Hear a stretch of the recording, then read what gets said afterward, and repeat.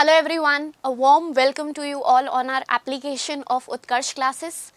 So hello, good evening Jeetram, hi Yugal, hello Amrit. चलिए so students, हमने last session में वैदिक and later वैदिक पीरियड को शुरू किया था, जिसमें फ़िलहाल हमने लास्ट क्लास में कंपैरिजन को देखा था, राइट। जैसा कि मैंने आप लोगों को ऑलरेडी इन्फॉर्म किया था कि इंडस वैली सिविलाइजेशन वाला जो आप लोगों का चैप्टर है वो हम साइमल्टेनियसली रन करेंगे, जो हमारा 2.0 वाला बैच है, ठीक है। तो 2.0 वाले बैच में इंडस वैली सिविलाइजेशन भी स्टूडेंट्स बहुत जल्दी आप लोगों का शुरू हो जाएगा, सो डोंट वरी। बाकी 1.0 वालों का पूरा अच्छे से कंप्लीट है। तो अब हम लोगों ने एक फ्रेश टॉपिक स्टार्ट किया है लास्ट क्लास से, जो कि है वैदिक सिविलाइजेशन या वैदिक कल्चर, ठीक है। तो लास्ट क्लास में हमने क्या क्या देखा था स्टूडेंट्स और कौन कौन सी चीज़ों पर चर्चा की थी, एक छोटा सा रिविजन करते हैं और फिर आगे बढ़ते हैं। देखो, जब हम वैदिक सिविलाइजेशन की बात करते हैं तो हमने देखा था कि अभी फिलहाल जो इसका ओवरऑल कार्यकाल पढ़ा जा रहा है वो पढ़ा जा रहा है आप लोगों का 1500 से 600 BCE, जिसमें हमने देखा था कि जब हम बात करते हैं अर्ली वैदिक पीरियड की, यानी कि ऋग वैदिक काल की, तो उसमें हमने देखा था ये होता है 1500 से 1000 BCE बिफोर कॉमन एरा। ये मैं आप लोगों को ऑलरेडी बता चुकी हूँ, ईसा पूर्व और आपके ईसा वाला कॉन्सेप्ट ये मैं आपको ऑलरेडी बता चुकी हूँ कि अब हम कहते हैं इसको BCE बिफोर कॉमन एरा, और AD को हम कहते हैं CE, that is common era, ठीक है। तो ये हो जाएगा आपका EVP और ये हो जाएगा आपका LVP, दैट इज लेटर वैदिक पीरियड। लेटर वैदिक पीरियड में हमने देखा था कि 1000 से 600 BCE ये होता है, ठीक है। अब कुछ चर्चा हमने की थी ऑलरेडी इसके इंट्रोडक्शन पे, फाइन, और कुछ चर्चा अब हम करेंगे। यस, हाँ जी मनीषा, कल की क्लास नहीं हुई थी, और युगल हाँ बिल्कुल आज से हमारी क्लासेस रेगुलर जाएंगी, ठीक है। चलो, तो कुल मिला के आप ये समझ लो स्टूडेंट्स बहुत अच्छे से कि अर्ली वैदिक पीरियड में हमने और लेटर वैदिक पीरियड का ये कार्यकाल जो है वो मान्य किया हुआ है। अब देखो, ये वैदिक सिविलाइजेशन के लिए कहा जाता था कि जब 1921 में जब हड़प्पा की खोज नहीं हुई थी तो हमारे भारत की सबसे पुरानी सभ्यता जो मानी जाती थी वो वैदिक सभ्यता मानी जाती थी, ठीक है। तो एक चीज़ आप ध्यान रखना कि देखो, हमको जब हम बात करते हैं हड़प्पा की तो हमें इतना पता है, हमें एक चीज़, एक बेसिक आइडिया आप लोगों को रहता है ऑलरेडी स्टूडेंट्स कि हड़प्पा की जो खोज थी वो प्रॉपर 1921 में हुई थी। उसके बाद 1922 में प्रॉपरली किसकी खोज हो जाती है, मोहनजोदड़ो की। तो जब तक प्रॉपरली हड़प्पा को नहीं खोजा गया था तब तक यही माना जाता था कि भारत की सबसे पुरानी जो सभ्यता है वो है वैदिक सभ्यता। लेकिन 1921 में जब हड़प्पा की खोज हो गई तो उसके बाद इतिहास को फिर से लिखा गया, इतिहास लेखन यानी हिस्टोरियोग्राफी का काम फिर से किया गया, और ये बोला गया कि भाई वैदिक सभ्यता जो है वो सबसे पुरानी नहीं है, सिंधु घाटी सभ्यता ही सबसे पुरानी सभ्यता है। ये चीज़ भी आप लोगों को पता होनी चाहिए। इसके अलावा हमने लास्ट क्लास में ये देखा था कि वैदिक सभ्यता को किसके द्वारा बसाया गया है, आर्यों के द्वारा, ठीक है, जिसे हम आर्यंस या इंडो आर्यंस भी कहते हैं। तो इस कारण से जो वैदिक सभ्यता है उसे आर्य सभ्यता भी माना जाता है, आर्यन सिविलाइजेशन भी माना जाता है। तो आर्य सभ्यता या आर्यन सिविलाइजेशन हम क्यों मानते हैं, क्योंकि इसको बसाया किसके द्वारा गया था, आर्यों के द्वारा। अब आर्य कहाँ से आए थे, कहाँ से नहीं आए थे, इसको लेके बहुत बड़ा डिबेट ऑलरेडी चल रहा है, और इवन अभी भी कुछ हमारे इतिहास के डिबेट्स ऐसे हैं जो अनंत काल तक कभी खत्म नहीं होंगे अंटिल एंड अनलेस बहुत सॉलिड प्रूफ इस चीज़ का नहीं मिल जाता। एक चीज़ मैंने आपको लास्ट क्लास में ये भी बताई थी कि सिंधु घाटी सभ्यता को, ठीक है, सिंधु घाटी सभ्यता को जब हमने पुनर्निर्माण किया, उसका इंडस वैली सिविलाइजेशन को जब फिर से कंस्ट्रक्ट किया तो वो हमने किया था पुरातात्विक स्रोतों के आधार पर, आर्कियोलॉजिकल सोर्सेज के आधार पर। लेकिन वैदिक सभ्यता जो है उसका मेनली जो पुनर्निर्माण किया गया है, ठीक है, उसका मेनली जो इस हिस्ट्री का जो रिकंस्ट्रक्शन किया गया है वो मेनली किसके द्वारा किया गया है, लिटरेरी सोर्सेज के द्वारा, ठीक है। अब सीधी सी बात है, मैंने एक चीज़ आप लोगों को लास्ट क्लास में बहुत अच्छे से समझाई थी, लेकिन क्योंकि वो बहुत इंपॉर्टेंट कॉन्सेप्ट है तो एक बार हम शॉर्ट रिवीजन ले रहे हैं। साहित्यिक स्रोत, तो लास्ट क्लास में मैंने आपको समझाया था कि इस सभ्यता को वैदिक सभ्यता इसलिए कहा जाता है क्योंकि इस पूरे काल का मतलब ये जो आपके सामने ये जो काल है, इस पूरे काल का जो पुनर्निर्माण है वो हमने किसके आधार पर किया? वेदों के आधार पर। अब अभी भी कई सारे स्टूडेंट्स ऐसे होते हैं जिन्होंने हिस्ट्री में मास्टर्स कर लिया है और वो यूजीसी नेट की तैयारी कर रहे हैं, स्टिल उनको ये डाउट, उनको ये गलत फहमी या उनको ये भ्रम रहता है कि इसे हम वैदिक सभ्यता इसलिए कहते हैं क्योंकि इस समय पे वेद लिखे गए। तो इस समय पे वेद नहीं लिखे गए थे, ये चीज़ आप लोगों को बहुत अच्छे से क्लियर होनी चाहिए। वेद इसके बहुत टाइम बाद लिखे जाएंगे और वेदों का जो अंतिम रूप से संकलन होता है, मतलब फाइनल रूप से जो वेदों को कंपाइल किया जाता है, जैसे आप लोगों ने पढ़ा है ना कि वेदों को कंपाइल करने वाले कौन? वेद व्यास। तो बहुत सारे वेद व्यास थे, लेकिन मेनली हमें नाम देखने के लिए मिलता है महर्षि कृष्ण द्वैपायन वेद व्यास का। ठीक है, तो आप लोगों को ये चीज़ बहुत अच्छे से समझनी होगी कि वेदों का जो संकलन है वो इस कार्यकाल में नहीं हुआ। ठीक है, तो वैदिक सभ्यता में वेद नहीं लिखे गए। कभी गलती से यूजीसी नेट जेआरएफ में एक अगर पॉइंट आ जाए, ठीक है, अगर एक पॉइंट आ जाए या एक अगर कथन आ जाए और वहाँ पे बोला जाए कि ये सत्य है कि असत्य है, तो कथन आप लोग बहुत अच्छे से रीड करेंगे। ठीक है, कि क्या वैदिक सभ्यता के, ये जस्ट हम प्रैक्टिस के रूप में मैं आपको एक बता रही हूँ, प्रैक्टिस पॉइंट, इसको आप ऐसा लिख सकते हो। ठीक है, तो एक प्रैक्टिस पॉइंट जो हमने लास्ट क्लास में डिस्कशन किया था, वहाँ से किस प्रकार से क्वेश्चन आ सकते हैं। तो प्रैक्टिस पॉइंट में आपको ये चीज़ पता होनी चाहिए कि अगर आप लोगों के सामने एक कथन आ गया कि वैदिक सभ्यता के कार्यकाल के दौरान, वैदिक सभ्यता के कार्यकाल के दौरान वेदों का संकलन हुआ, वेदों का संकलन हुआ, या फिर बोला जाएगा कि वेद लिखे गए, वेदों का संकलन हुआ ऑब्लिक, या फिर बोला जाएगा कि इसी कार्यकाल के दौरान वेद लिखे गए। तो ये कथन जो है ये आप लोगों का गलत हो जाएगा कि सही होगा? तो ये कथन जो है वो सिरे से गलत हो जाएगा। ये कथन आपका असत्य कथन मतलब कि फॉल्स स्टेटमेंट में काउंट होगा। क्लियर हुआ? तो यहाँ पे क्या बोल रहे हैं ये लोग? यहाँ पे बोल रहे हैं कि वैदिक सभ्यता के कार्यकाल के दौरान वेदों का संकलन हुआ। द वेदास, इंग्लिश मीडियम वालों के लिए भी लिख देती हूँ, the Vedas were written, the Vedas were written during the time period, the Vedas were written during the time period of the Vedic civilization, Vedic civilization that is 1500 to 600 BC।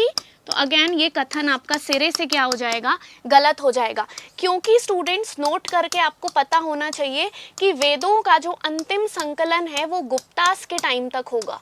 वेदों का जो अंतिम संकलन है मतलब फाइनल कंपाइलेशन है,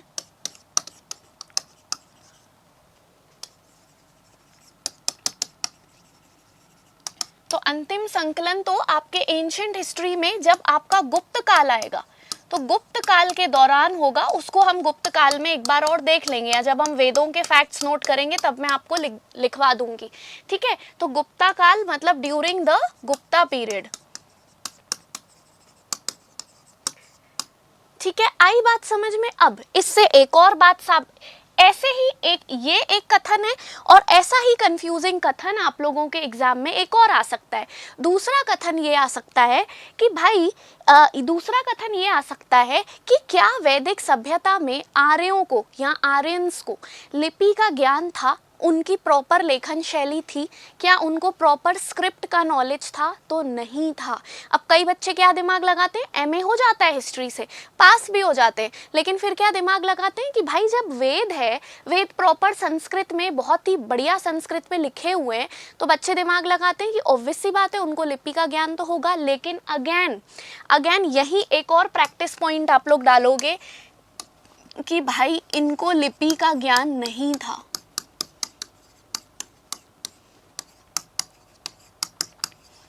किनकी बात हो रही है? आर्यों की। तो आर्यों को लिपि का ज्ञान नहीं था। तो ये कथन आप लोगों से पूछे एग्जाम में कि सही है कि नहीं, तो ये आपका कथन जो है वो बिल्कुल सत्य है, बिल्कुल आपका ट्रू स्टेटमेंट है। क्यों है मैम ट्रू? क्योंकि भाई लिपि का इनको ज्ञान था, लिपि का ज्ञान इनको नहीं था। इंग्लिश में Aryans did not possess the knowledge of script. Aryans did not possess the knowledge of script. Aryans did not possess the knowledge of script. ठीक है, आ गई बात समझ में? तो आर्यों को स्क्रिप्ट का नॉलेज नहीं था। तो कुल मिला के कहने का मतलब ये है कि जो लास्ट फर्स्ट क्लास में जो मैंने आपको कंसेप्ट समझाए थे, उन कंसेप्टों से अगर कोई कथन वाला क्वेश्चन आ जाए तो आप उसको कैसे करोगे। आई बात समझ में? हाँ आशीष, कुछ ग्लिच आ रहा था बेटा, ठीक है ना आशीष, कुछ उसमें कुछ एरर था तो मैंने उनको एरर्स को इम्प्रूव कर दिया, तो वो एक बार फिर से अपलोड हो जाएंगे। So don't worry about that PDF, ठीक है। चलो, तो कुल मिला के एक चीज़ आप यहाँ पे बहुत अच्छे से ध्यान रखना कि जो लास्ट क्लास में चीज़ें हमने डिस्कस की थी तो उससे किस प्रकार से प्रैक्टिस आप लोगों को करनी है। अब मैंने आप लोगों को ये भी बताया था कि वैदिक सिविलाइजेशन के दौरान क्या इनको लिपि का ज्ञान तो नहीं था, लेकिन इनका जो ओवरऑल ज्ञान था वो बहुत समृद्ध था। प्रॉपर गुरुकुल्स हुआ करते थे, प्रॉपर ऋषि मुनि पूरा सारा उपनयन संस्कार वगैरह और सारी डिटेल्स करके प्रॉपर आश्रमों में बच्चों को एडमिट किया जाता था, एडमिशन दिया जाता था और उनको हर प्रकार की विद्या सिखाई जाती थी। ना केवल आपकी धनुर्विद्या या ना केवल आपकी पढ़ने की कला, इसके अलावा भी बहुत सारी चीज़ें इनको सिखाई जाती थी। ओवरऑल मतलब हर एक काम बनना चाहिए, वैसा वाला कॉन्सेप्ट था। तो कहने का मतलब ये है कि इनका जो ज्ञान था वो बहुत समृद्ध था, लेकिन ये जो ज्ञान ट्रांसमिट हुआ वो ओरल ट्रेडिशन की तरफ, ओरल ट्रेडिशन की वजह से हुआ, श्रुत ज्ञान की वजह से हुआ। तो श्रोत या जैसे श्रुति हम कहते, तो श्रुति का मतलब होता है सुनना, ठीक है। तो याद रखना स्टूडेंट्स, एक चीज आप ध्यान रखना, आशीष आज रात तक ही हो जाएगा, ठीक है। फाइन आशीष, ठीक है। तो कहने का मतलब ये है कि अगर आप लोगों से अगर आपसे कोई पूछे कि भाई ये श्रुति नॉलेज क्या होता है, ये श्रुति ज्ञान क्या होता है, श्रोत क्या होता है, तो श्रोत या श्रुति का मतलब होता है सुनना। तो इनके समय पे इनका जो नॉलेज लेवल था वो बहुत बढ़िया भंडार था इनके पास नॉलेज का। ऋषि मुनि अपने शिष्यों को नॉलेज दिया करते थे, फिर वो शिष्य अपने शिष्यों को देते थे, फिर ऐसे ऐसे करके चीज़ें आगे गई, चीज़ें बहुत आगे गई। अभी लिपि का ज्ञान इनको नहीं था, बहुत समय बाद चीज़ें आगे होके फिर धीरे धीरे उस ज्ञान को लिखना शुरू किया गया, ठीक है। उस ज्ञान को लिखना शुरू किया गया, उस ज्ञान को लिपिबद्ध करते हुए, मतलब स्क्रिप्ट के फॉर्म में डालते हुए, फिर उसके बाद उसको वेदों को लिखा गया। और वेद भी ऐसे चुटकियों में नहीं लिखे गए थे, बहुत फेजेस में लिखे गए थे, बहुत समय लगा था, और एक एक वेद के 4 हिस्से भी होते हैं, वो भी मैं आज आपको बताऊंगी। तो कुल मिला के वैदिक सभ्यता की अगर शुरुआती 1-2 क्लासेस कॉन्सेप्ट वाली हो गई है, तो फैक्ट तो मैं आपको पूरे लिखवाऊंगी यहाँ पर, और ट्रिक भी जहाँ जहाँ पे ट्रिक पॉसिबल हो पाएगी वहाँ ट्रिक से मैं आपको याद भी कराऊंगी। लेकिन एट द सेम टाइम आपको जो मेन कॉन्सेप्ट है वो बिल्कुल क्लियर होना चाहिए, क्योंकि अब हमारी दूसरी क्लास है। तो जैसा कि मैंने आपको हमेशा बोला है कि मेरी क्लासेस में मैं कोशिश करती हूँ कि शुरुआत के 2 दिन में जितनी भी कॉन्सेप्ट क्लैरिटी होनी चाहिए वो आप लोगों को मिल जाए, ठीक है।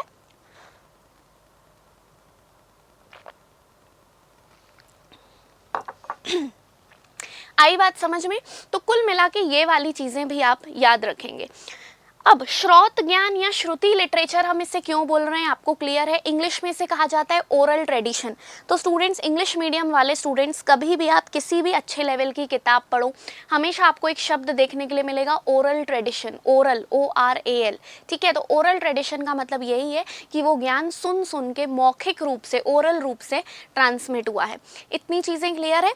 फिर इसके अलावा जो नेक्स्ट कॉन्सेप्ट क्लैरिटी जो स्टूडेंट्स आप लोगों को क्योंकि ये कॉन्सेप्ट क्लास है, तो स्टोरी के रूप में जो चीज़ें आपको being the students of history जो आपको पता होनी चाहिए वो ये होनी चाहिए कि जैसे सिंधु घाटी सभ्यता का पुनर्निर्माण पुरातात्विक स्रोत पे हुआ, यानी आर्कियोलॉजिकल सोर्सेस पे हुआ, तो वैसे ही वैदिक सभ्यता का पुनर्निर्माण पूरे तरीके से साहित्यिक स्रोत पे हुआ।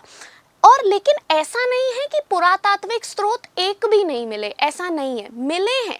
मुख्यतः साहित्यिक आधार पर हुआ है इसका पुनर्निर्माण, लेकिन कुछ पुरातात्विक स्रोत हल्के फुल्के हमें देखने के लिए मिलते हैं। तो ये चीज़ भी मैंने आपको लास्ट क्लास में समझा दी थी, लेकिन क्योंकि प्रैक्टिस पॉइंट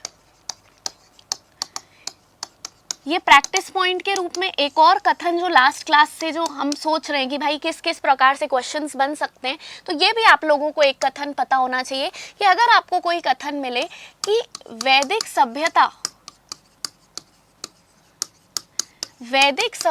का पुनर्निर्माण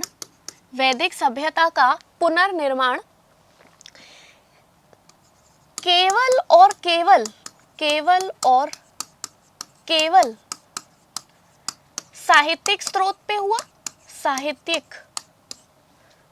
पे हुआ,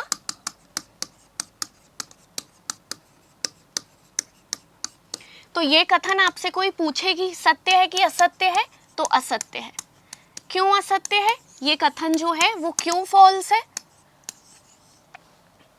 इंग्लिश मीडियम वाले कितने हैं, एक बार मुझे आइडिया दे देना, तो एक आइडिया लग जाएगा कि कितने वर्ड्स को हिंदी और इंग्लिश दोनों में बताना है।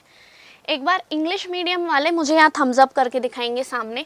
तो वैदिक सभ्यता का पुनर्निर्माण केवल और केवल साहित्यिक स्रोत पे हुआ। The Vedic civilization was reconstructed purely. The Vedic civilization was reconstructed purely on the basis of literary sources only. On the basis of literary sources only. True or false? तो भाई false। अब रीजन क्यों false है ma'am?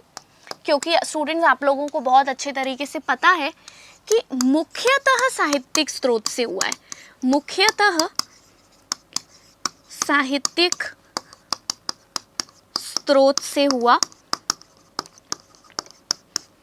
ठीक है, मुख्यतः साहित्यिक स्रोत से हुआ, mainly on the basis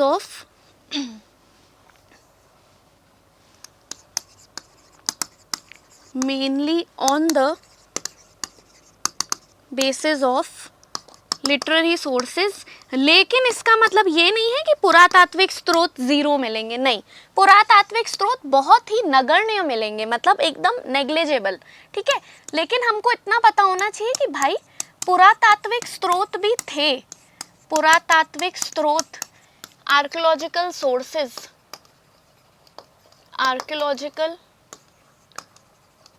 sources भी थे, ठीक है। क्या क्या थे? तो एक हमको बोगस कई अभिलेख मिलता है, बहुत फेमस, बोगस कोई, इसको पढ़ाऊंगी मैं, बोगस कोई, या कई भी लिखा रहता है, कई बुक्स में कई लिखा रहता है, कई बुक्स में कोई लिखा रहता है। इसकी स्पेलिंग है इंग्लिश में बोगस कोई। ये एक अभिलेख है स्टूडेंट्स, ये एक इंस्क्रिप्शन है। आई बात समझ में? तो ये एक अभिलेख है। अभिलेख का मतलब, जो न्यू स्टूडेंट्स हैं वो जान ले कि अभिलेख का मतलब क्या होता है। तो किसी भी सरफेस पे हो सकता है वो बड़ा सा पत्थर ठीक है, हो सकता है वो कोई कॉपर की प्लेट हो। ऐसे पहले क्या होता था, पहले के ज़माने में स्टूडेंट्स की जो तांबा होता है ना, कॉपर होता है, उसकी ऐसे लंबी लंबी प्लेटें चला करती थी, उसमें लिखा जाता था। तो अब जो उसमें लिख दोगे तो वो लंबे लंबे सालों तक नहीं जाएगा। यही अगर उस समय ये लोग पेपर में लिखते, ठीक है, नॉर्मल आज जो हम पेन पेपर यूज़ करते हैं, जो नॉर्मल आज के अपने रजिस्टर की क्वालिटी है स्टूडेंट्स, वो बहुत ही डाउन है। मतलब इतनी डाउन है, मैं आपको एक छोटा सा अपना पर्सनल एग्जांपल शेयर करूं, क्योंकि अभी रिसेंट है कि मेरे जो रजिस्टर्स हैं वो मैंने 2016 से तैयारी शुरू की थी हिस्ट्री की, तो 16-17 के मेरे रजिस्टर है। अब उनको मैं यहाँ जयपुर में लेके आई, और अब यहाँ उस टाइम जयपुर में बहुत खतरनाक बारिश थी, जब बिल्कुल बाढ़ जैसा वो माहौल बन गया था। तो वो 2-3 दिन के अंदर वो पेज हम ऐसे पूरे वो हो गए, ऐसे पिघलने टाइप के लगे। तो मतलब आज की क्वालिटी और पहले की क्वालिटी में अगर ऐसा होता तो वेद हमको मिलते ही नहीं। अगर आज की पेपर क्वालिटी में लोग, वेद व्यास लोग अगर वेद लिख देते तो अपन लोगों की तो कहानी ही डल जाती, अपन पता ही नहीं कर पाते कि एग्जैक्टली इस टाइम पीरियड में चीज़ें क्या हो रही थी। फाइन, तो कुल मिला के कहने का मतलब ये है कि कुछ भले ही पुरातात्विक स्रोत जो है वो नगण्य मिलेंगे, नगण्य मतलब नेग्लिजिबल फॉर्म में, बहुत कम, लेकिन मिलेंगे, ठीक है। तो स्रोत साहित्यिक मेन है, लेकिन पुरातात्विक स्रोत भी हैं, लेकिन पुरातात्विक स्रोत जो है वो इसके मुकाबले एकदम क्या है, नगण्य है, ठीक है। लेकिन मैम ये वाला पॉइंट को क्या बिल्कुल रट्टा मारना है क्या, नगण्य है? तो स्टूडेंट्स देखो, अब आप लोग हिस्ट्री वाले, और मैं हमेशा बोलती हूँ कि मेरी हिस्ट्री पढ़ाने का तरीका कभी भी फॉर्मेलिटी नहीं होता। आपको आपके इंटरव्यू के लिए भी हिस्ट्री प्रिपेयर हो जाएगी, हम ऐसे पढ़ते हैं। तो यहाँ पर आप एक चीज़ ध्यान रखना कि साहित्यिक स्रोत में क्या लिखा हुआ है, जो चीज़ लिखी हुई है वो सही लिखी हुई है क्या, इसको जस्टिफाई करने के लिए, इसको बताने के लिए आते हैं हमारे पास पुरातात्विक स्रोत। तो साहित्यिक स्रोत जो हमको मिले हैं, जो वेद मिले, उपनिषद मिले, ठीक है, जो वेद मिले, उपनिषद मिले, बहुत सारी चीज़ें हैं। हाँ निर्मा क्या बोल रहे हो आप, बोलो। हाँ हाँ बताइए, आपको कौन सा पॉइंट समझ में नहीं आ रहा है? निर्मा आपने लास्ट क्लास नहीं देखी थी क्या? क्योंकि नहीं, लास्ट क्लास नहीं देखी होगी तभी ये वाली नहीं समझ में आ रही होगी। अगर अब पहले वाली क्लास आपकी मिस हुई होगी तो एक चांसेस हैं कि आपको यहाँ पे कुछ इशू आ रहा होगा, क्योंकि बहुत सारी चीज़ें हमने डिस्कस कर ली हैं ऑलरेडी।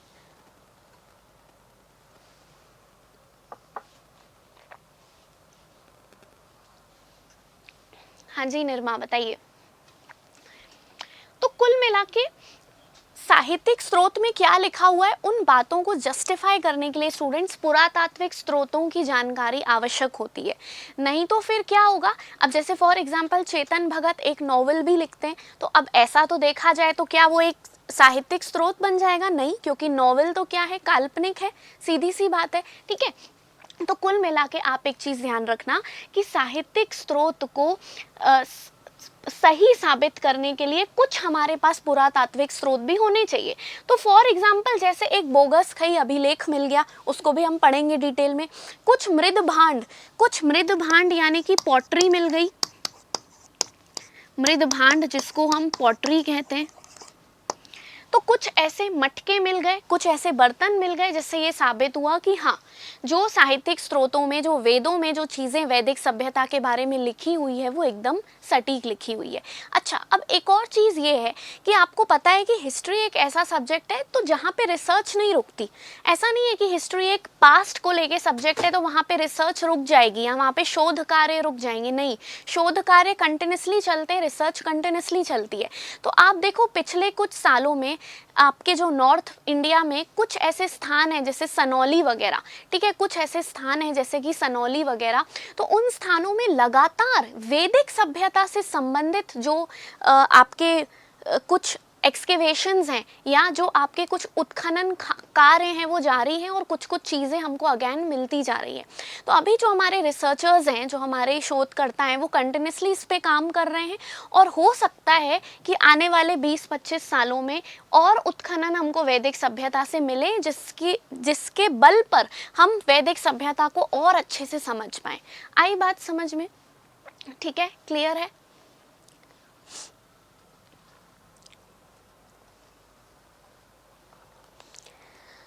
यस, यहाँ तक कोई डाउट है तो बताइए।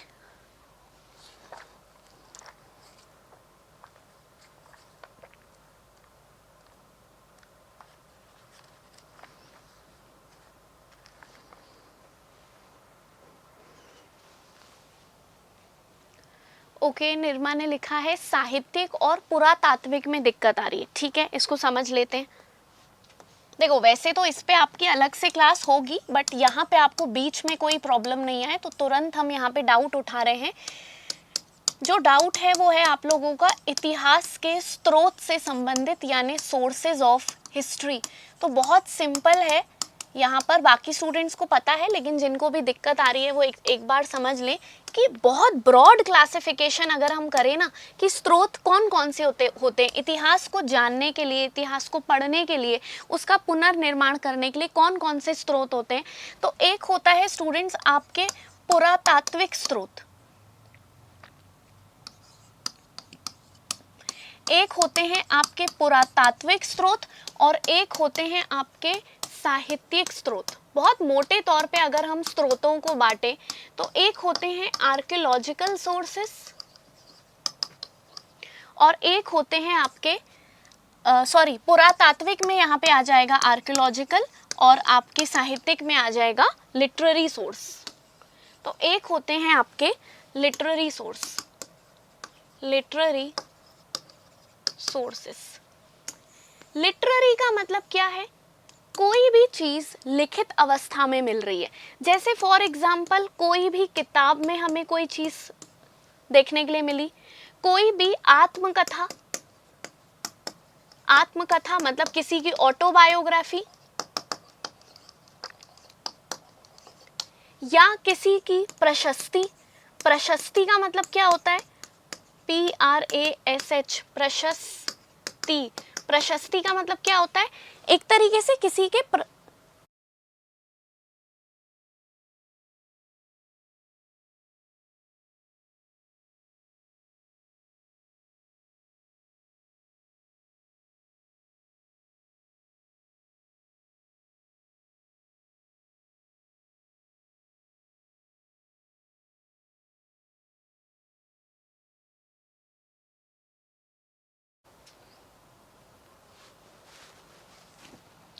ठीक है। तो प्रशस्ति का मतलब क्या होता है, किसी भी राजा की या किसी भी व्यक्ति के प्रशंसा में जो लेख लिखे रहते हैं, ठीक है, उसे हम कहते हैं प्रशस्ति।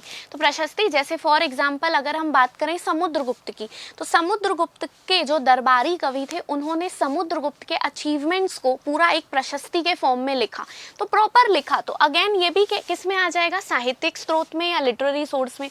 आत्मकथा जिसे हम कहते हैं इंग्लिश में ऑटोबायोग्राफी, ठीक है, ऑटोबायोग्राफी या फिर बायोग्राफी। तो जैसे बाबर ने अपनी ऑटोबायोग्राफी लिखी बाबरनामा के नाम से, वैसे ही अकबरनामा की अगर आप बात करोगे तो अकबरनामा आत्मकथा या ऑटोबायोग्राफी नहीं है, क्योंकि वो उसके खुद के द्वारा नहीं लिखी गई, उसके एक लेखक के द्वारा लिखी गई।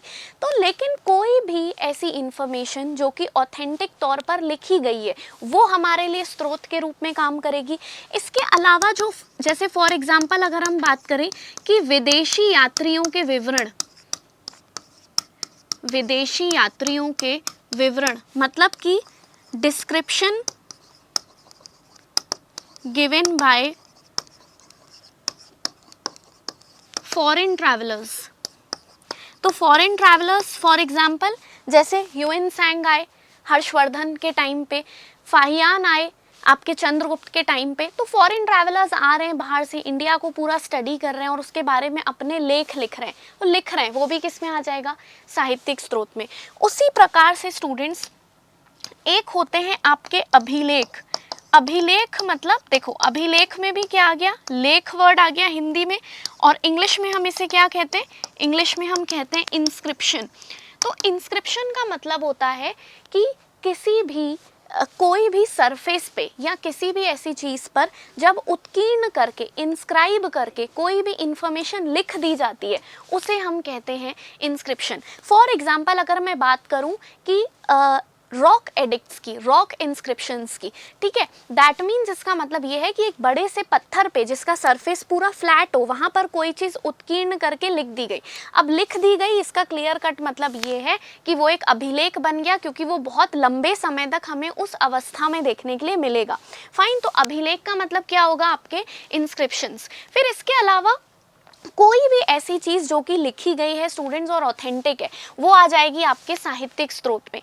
अब धार्मिक ग्रंथ हो तो यार अब मुझे एक बात बताओ, रामायण महाभारत लिखे हुए हैं, धर्म पे लिखे हुए हैं एक स्टोरी के फॉर्म में, लेकिन क्योंकि हमको कुछ प्रमाण देखने के लिए मिले तो हम रामायण और महाभारत को सही मानते हैं, तो वो भी क्या है, वो भी तो स्रोत ही है, ठीक है। अब जब हम बात करते हैं आर्कियोलॉजिकल सोर्सेस की, तो कोई भी ऐसा सोर्स जैसे फॉर एग्जाम्पल महल, पैलेसेस, तो किस में आ जाएगा, आर्कियोलॉजिकल सोर्सेज में। महल को भी आप देखकर चीज़ों को समझ सकते हो। किले यानी कि फोर्ट्स, मूर्तियाँ यानी कि स्टैचूज, ठीक है, मूर्तियाँ यानी कि स्टैचूज। फिर उसके बाद फॉर एग्जाम्पल मृदभांड यानी कि पॉटरी, जो मटके आपके अलग अलग मिलते हैं, मटके, ठीक है। कोई भी ऐसी चीज़ जिससे हमें हमारे इतिहास के बारे में कोई जानकारी मिलती है। सिक्के, कॉइन्स, क्या कॉइन से हमें जानकारी नहीं मिलती, बिल्कुल मिलती है।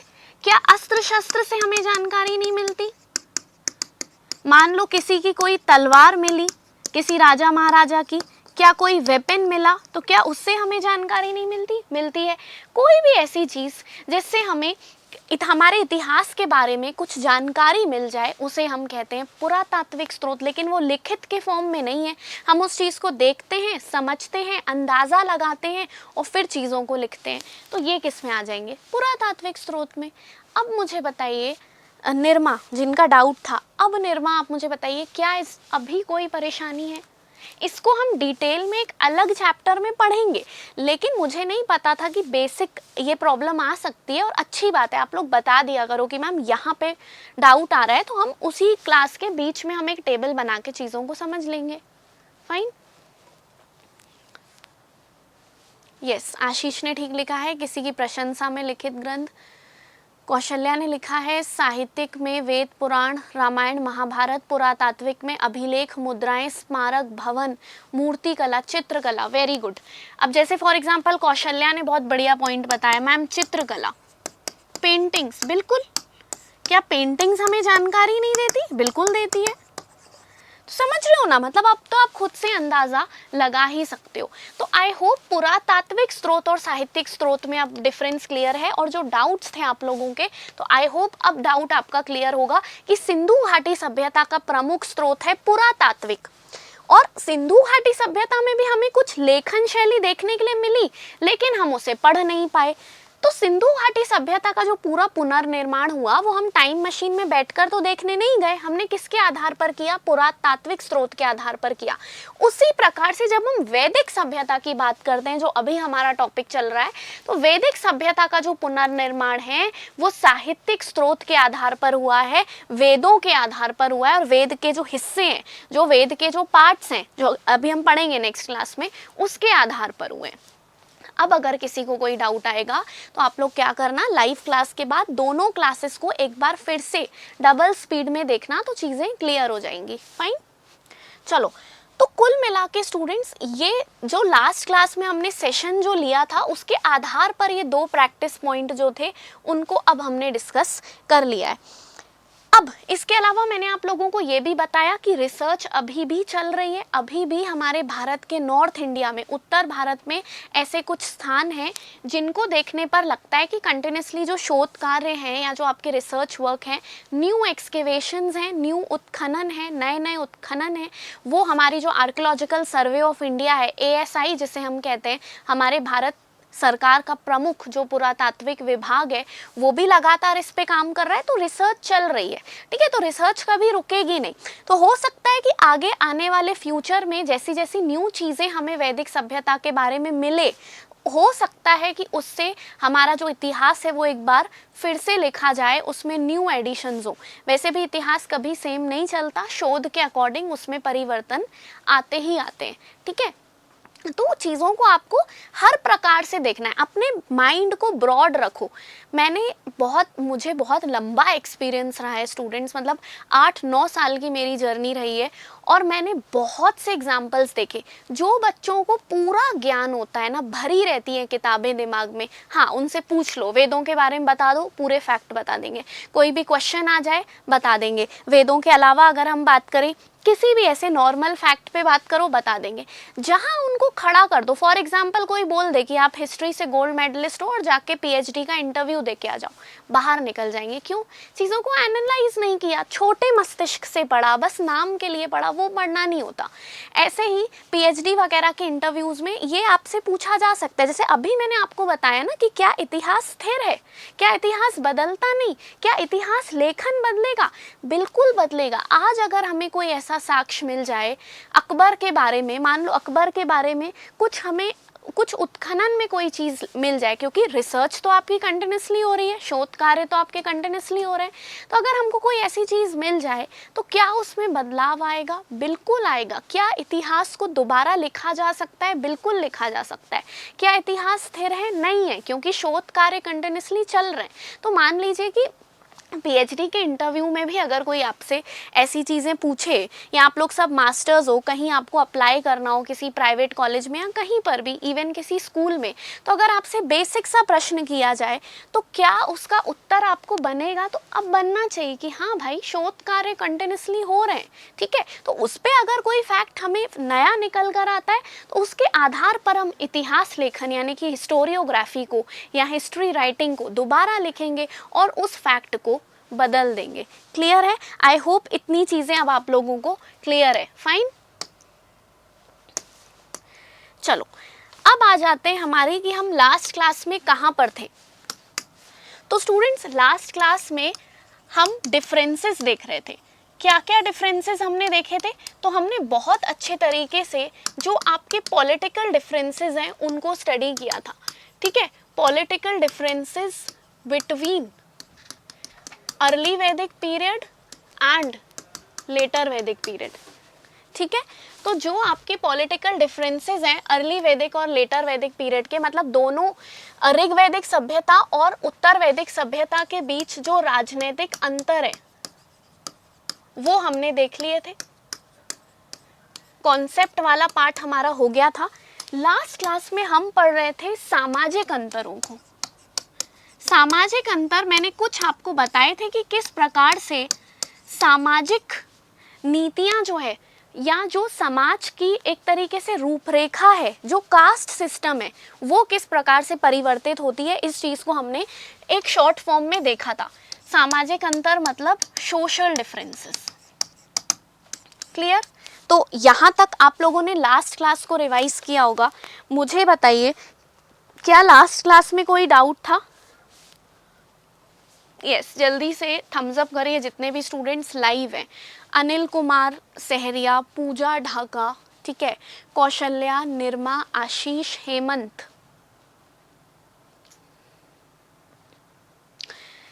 लास्ट क्लास में हमने ओवरऑल डिफरेंसेस देखे थे और मैंने आपको बोला था कि शुरू की 2 क्लासेस आपकी पूरे कॉन्सेप्ट पे जाएगी, ठीक है। तो कॉन्सेप्ट क्लैरिटी हमने ली थी कि आखिर अंतर कैसे थे। आज की क्लास में स्टूडेंट्स अगेन हम बात करेंगे इकोनॉमिक डिफरेंसेस पे और रिलीजियस डिफरेंसेस पे।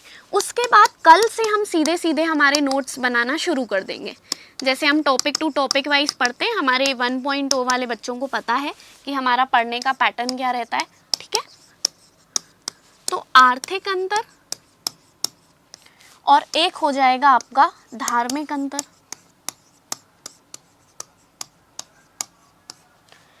ठीक है। तो इन दोनों पे हम आज की क्लास में बात करने वाले हैं और लास्ट क्लास में जो कॉन्सेप्ट्स हमने पढ़े थे उनको अभी हमने रिवाइज किया और रिवाइज करने के साथ साथ हमने क्या किया, उसके प्रैक्टिस पॉइंट भी देख लिए, ठीक है।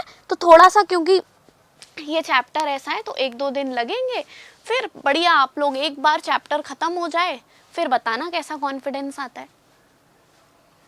कुछ स्टूडेंट्स तो बात ही नहीं करते हैं, कुछ स्टूडेंट्स बोलते हैं कि मैम आप बातें कम करते हो, आप इंटरेक्ट नहीं करते। अब देखो अनिल कुमार, पूजा, इनका मैं नाम ले रही हूँ, हेमंत देख के स्क्रीन पे, बट स्टिल कोई रिस्पॉन्स नहीं। चलो खैर, आप लोगों की मर्जी, मेरा काम है इंटरेक्ट करना। इकोनॉमिक डिफरेंसेस, रिलीजियस डिफरेंसेस पे हम बात करते हैं, इसको समझते हैं। तो स्टूडेंट्स सबसे पहली बात हम करते हैं इकोनॉमिक डिफरेंसेस पे। इकोनॉमिक डिफरेंसेस बिटवीन अर्ली वैदिक एंड ऋग वैदिक पीरियड। आर्थिक अंतर,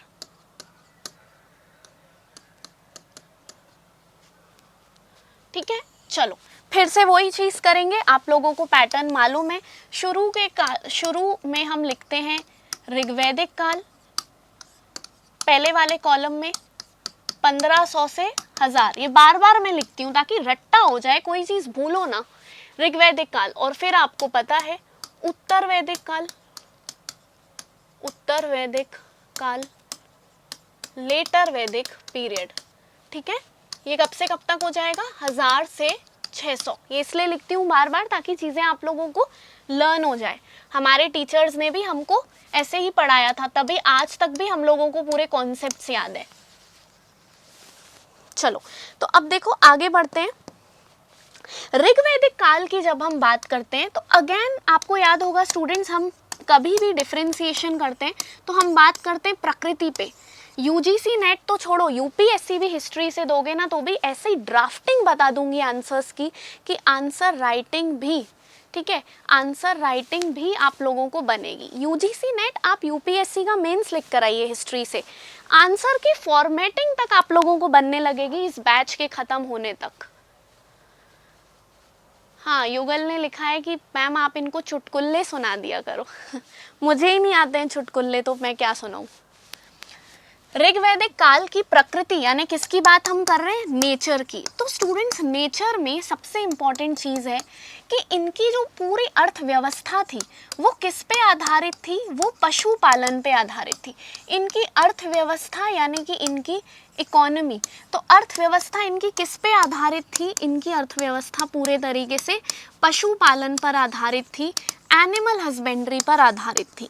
अब एनिमल हस्बेंड्री पे अगर आधारित थी तो चीफ सोर्स ऑफ वेल्थ क्या हो जाएगा, चीफ सोर्स ऑफ वेल्थ, तो चीफ सोर्स ऑफ वेल्थ हो जाएगा आपका कैटल मतलब कि पशुधन। और पशुधन में भी सबसे प्रमुख क्या हुआ करती थी, गाय हुआ करती थी यानी कि काउज हुआ करती थी। क्लियर हो गया ये वाला पॉइंट।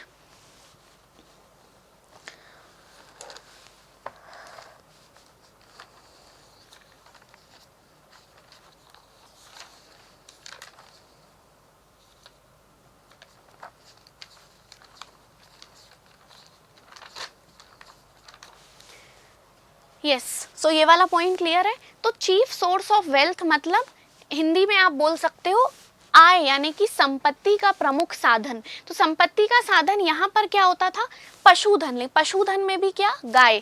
तो जितने मैंने लास्ट क्लास में भी बताया था कि अगर ऋग्वैदिक पीरियड में कोई भी युद्ध होंगे, अगर ऋग्वैदिक काल में कोई भी बैटल्स होंगे, कोई भी वॉर होगा, कोई भी युद्ध होगा, तो उसका मेन रीजन रहेगा कैटल यानी कि गाय। जिसके पास जितनी ज्यादा गाय वो उतना अमीर हुआ करता था, है ना। और आज भी अगर आप देखो, आज जैसे फॉर एग्जांपल दो देश आपस में लड़ रहे हैं, जैसे पाकिस्तान और इंडिया के बीच जो मुद्दा है, तो वो फॉर एग्जांपल हम ले लें जम्मू एंड कश्मीर का मुद्दा है। तो कश्मीर क्या है, लैंड है, टेरिटरी है, एक क्षेत्र है। तो वो वाला जो कॉन्सेप्ट आया वो उत्तर वैदिक काल से आया। क्यों, क्योंकि यहाँ पर इनकी जो अर्थव्यवस्था है या इनकी जो इकोनॉमी है उसका आधार बनने लगेगी कृषि यानी कि एग्रीकल्चर। तो अब एग्रीकल्चर करने के लिए आपको क्या चाहिए, एग्रीकल्चर करने के लिए आपको लैंड चाहिए, ठीक है, आपको भूमि चाहिए, लैंड यानी कि भूमि। और यहाँ से शुरू हुई चीज़ें और आज तक भी अगर आप देखोगे तो इवन दो देश भी अगर आपस में लड़ते हैं तो प्रमुख रीज़न होता है भूमि। तो शुरुआत कहाँ से हुआ, शुरुआत हुआ लेटर वैदिक पीरियड से। लास्ट क्लास में मैंने आप लोगों को ये भी बताया था कि जब हम ऋग्वैदिक काल की बात करते हैं तो वहाँ पर जो इनका मानव जीवन रहता था वो एक तरीके से घुमक्कड़ प्रजाति हुआ करती थी। ये लोग पूरे तरीके से स्थायी जीवन या एक बहुत ज़्यादा सेटल्ड लाइफ नहीं जिया करते थे। लेकिन जब हम बात करते हैं लेटर वैदिक पीरियड की तो हमें बहुत अच्छे से पता है कि यहाँ पर जो इनका जीवन है वो बहुत पूरे तरीके से स्थायी हो गया, ठीक है। यस, आशीष ने एक पॉइंट ये भी सही लिखा है कि कर की मात्रा में वृद्धि हो गई, बिल्कुल सही। मैंने आप लोगों को लास्ट क्लास में पॉलिटिकल, जब हम पॉलिटिकल लाइफ डिस्कस कर रहे थे, जब हम राजनीतिक जीवन डिस्कस कर रहे थे, तभी भी मैंने आप लोगों को बहुत अच्छे तरीके से ये चीज़ बताई थी। फाइन, अब यहाँ पर जब कृषि और भूमि इंपॉर्टेंट हो गया तो यहाँ पर स्टूडेंट्स एक और पॉइंट आप लोग ये लिख सकते हो कि new lands were brought into cultivation. New lands into या अंडर, तो new lands were brought under cultivation. तो कल्टीवेशन का मतलब क्या होता है, मतलब एक तरीके से नई नई भूमियां जो है वो आपके उत्पादन के लिए प्रयोग में लाई जाना शुरू कर दिया गया। लेकिन यहाँ पर ऐसा नहीं होता था, यहाँ भूमि पे ज़्यादा ध्यान देते ही नहीं थे। एक और प्रैक्टिस पॉइंट जो आप लोगों को आज की क्लास में ये क्लियर होना चाहिए कि यहाँ पर हम कह रहे हैं पशुपालन मेन था, इसका मतलब ये नहीं है कि यहाँ पर कृषि होती ही नहीं थी, कृषि होती थी लेकिन प्रमुख आधार जो क्या रहता था वो आपका पशुपालन होता था। लेकिन जब हम लेटर वैदिक पीरियड की बात करेंगे तो यहाँ पर पशुपालन जो है वो नीचे चला गया और फर्स्ट नंबर पे, टॉप नंबर पे क्या आ गई, आपकी कृषि आ गई। अब एक और फैक्ट हमको यहाँ पर बहुत अच्छे से देखना है कि यहाँ पर जो कृषि की ग्रोथ हुई या यहाँ पर जो एग्रीकल्चर की ग्रोथ हुई वो आखिर हुई कैसे, क्या कारण क्या है, एकदम से कृषि कैसे आ गई। तो स्टूडेंट्स एक चीज़ यहाँ पर आपको बहुत अच्छे से क्लियर होनी चाहिए कि इधर पर जो अगर हम कार्यकाल की बात कर रहे हैं, यहाँ पर जो हम कार्यकाल देख रहे हैं वो है 1500 से 1000 और यहाँ पे 1000 से 600। तो यहाँ पर होता क्या है, यहाँ पर होता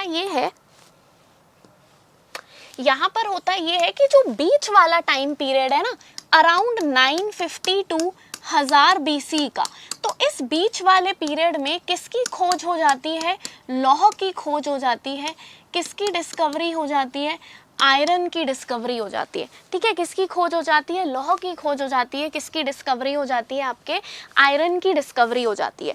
तो यहाँ पर आप लोगों को एक चीज़ समझनी चाहिए कि एग्रीकल्चर में आखिर इतनी जो ग्रोथ हुई वो क्यों हुई, तो उसका बहुत बड़ा कारण था लौह की खोज। अब लौह की खोज से ना केवल कृषि में चेंजेस आए बल्कि ओवरऑल जो आपका संचार रहता था, संचार या जिसे आप यातायात कह सकते हो, इंग्लिश में सीधे तौर पे हम लिख सकते हैं ट्रांसपोर्टेशन एंड कम्युनिकेशन। ठीक है, ट्रांसपोर्टेशन एंड कम्युनिकेशन। तो यहाँ पर संचार और जो यातायात है वो भी बढ़ गया। कैसे बढ़ा, तो अब आप लोगों को आइडिया लग गया होगा क्योंकि शुरू के कॉन्सेप्ट क्लासेस में हमने डिस्कस किया था। देखो सीधी सी बात है, अब जो हल बनेंगे, हल वो भी किसके बनेंगे, आपके आयरन के। अब आयरन के जब हल बने तो उससे क्या हुआ, उससे डीपर प्लाइंग, मतलब कि जो आपकी खेतों में जो खुदाई होती थी वो अच्छे तरीके से होने लगी।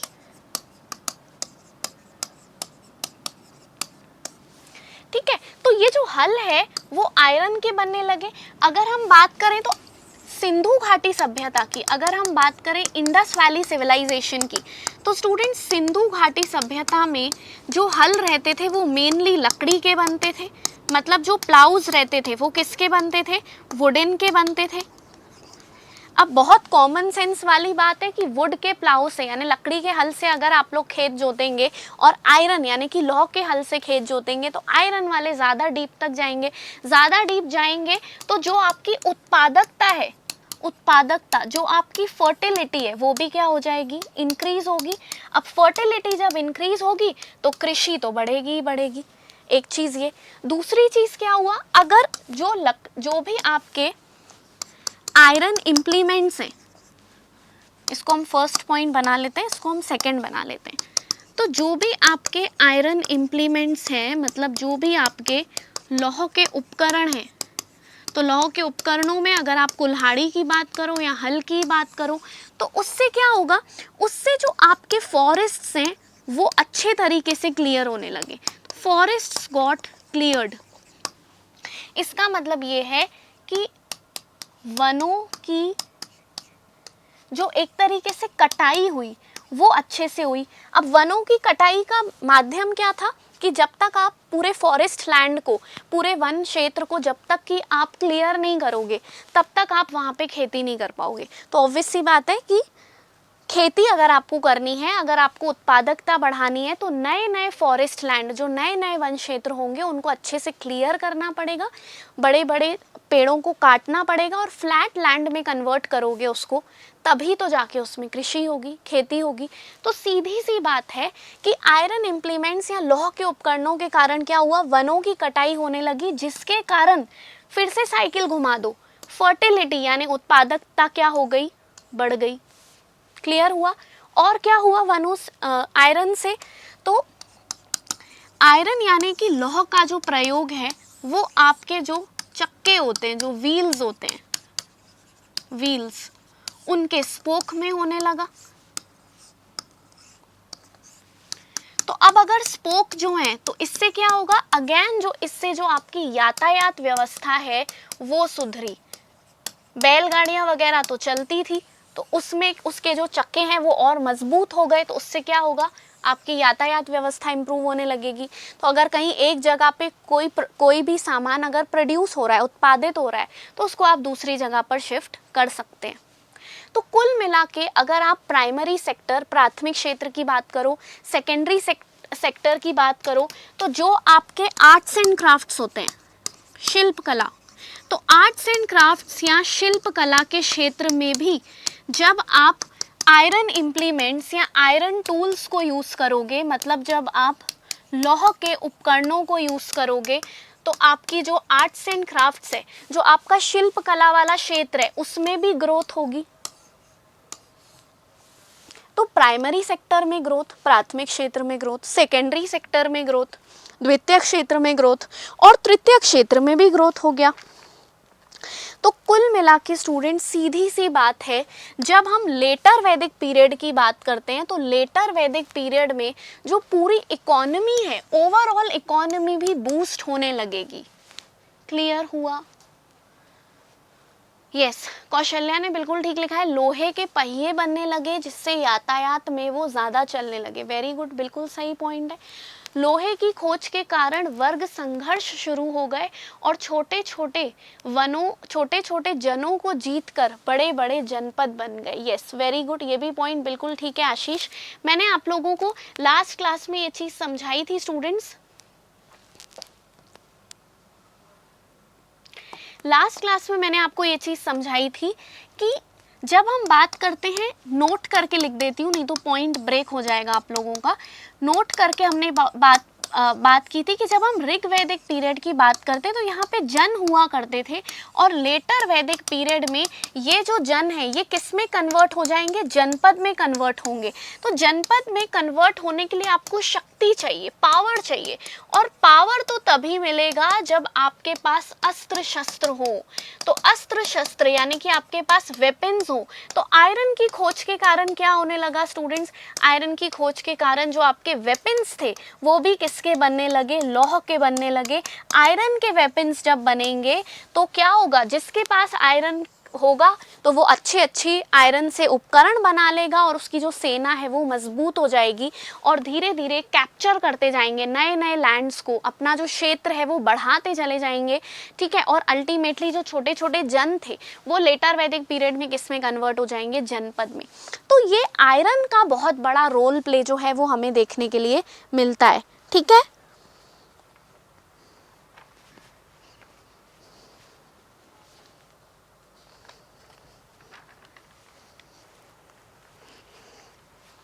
हो गया? इतने में कोई डाउट? चलो, तो अब हम क्या देख रहे हैं आज की क्लास में? हम इकोनॉमिक डिफरेंसेस देख रहे हैं।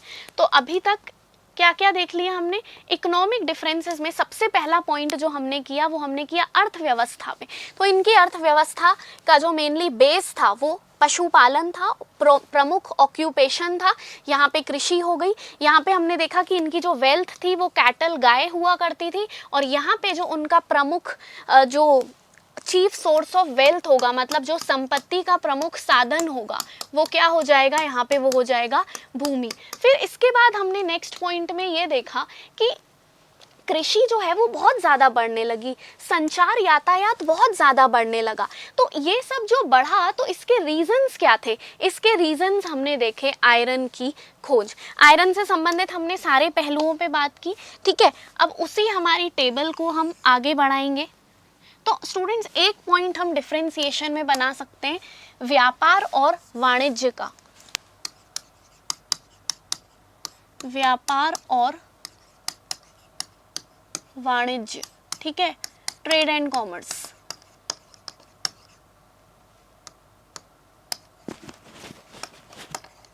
ट्रेड एंड कॉमर्स, तो यहाँ पे जो ट्रेड एंड कॉमर्स था स्टूडेंट्स, किस यहाँ पे फर्स्ट कॉलम, मतलब आपको पता है ऋग्वैदिक पीरियड की बात हो रही है, तो लिमिटेड था, सीमित था।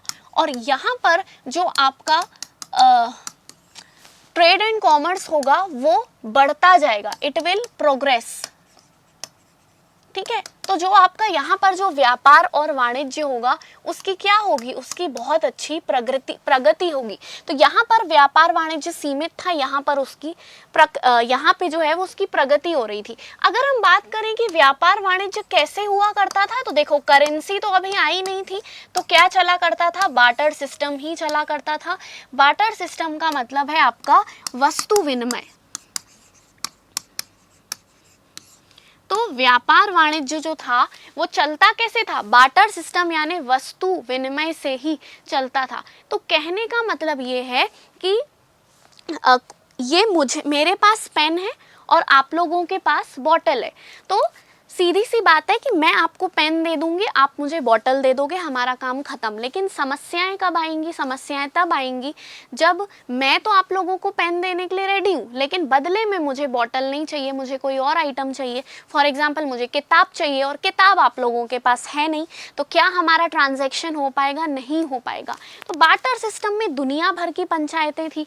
अब बात यह है कि मैम क्या यहाँ पे करेंसी आ गई, क्या यहाँ पे मुद्रा आ गई, तो नहीं, यहाँ पर भी बार्टर सिस्टम ही चलता था। लेकिन स्टूडेंट्स कुछ ऐसी चीजें होंगी जिनको बार्टर सिस्टम के साथ साथ, मतलब यहाँ पे अगर मैं बार्टर सिस्टम में प्लस लगा दूं तो बार्टर सिस्टम के साथ साथ यहाँ पे कुछ ऐसी चीजें आ जाएंगी जो कि मीडियम ऑफ एक्सचेंज के रूप में यूज होने लगेंगी। तो use as a medium of exchange. तो स्टूडेंट्स एक हम जब फैक्ट्स लिखेंगे ना तो एक हम पढ़ेंगे निष्क। निष्क तो निष्क क्या होता था, एक ज्वेलरी हुआ करती थी, एक हार हुआ करता था।